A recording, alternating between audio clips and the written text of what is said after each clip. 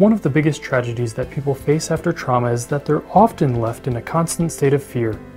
It's almost as if their brains are now wired to be afraid.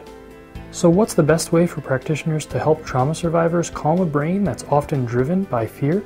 According to Sebern Fisher, neurofeedback is one powerful intervention we can use. Neurofeedback is biofeedback to the neuronal activity of the brain. So it is in the rubric of biofeedback, but it is highly specialized. It's a computer interface where your sensors are placed on the head, and you pick up the frequency domain, the firing domain of the brain in the EEG in real time. Mostly what I'm concerned about, and again, this would depend on what condition you were addressing, but mostly what I'm concerned about is quieting fear. So we're going to take that situation. We know that the fear circuits are in the temporal lobe, and that survival fear circuits, the survival amygdala, is in the right hemisphere. So we're going to target the right hemisphere, the temporal lobe of the right hemisphere, generally speaking, in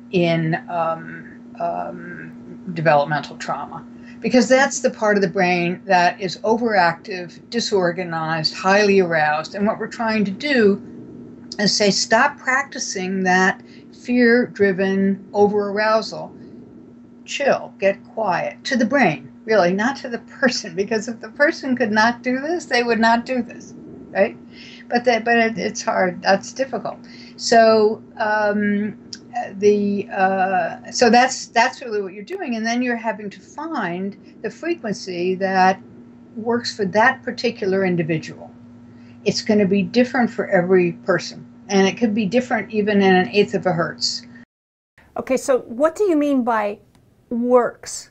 What you have to find the frequency that works for that individual. What do you mean by that?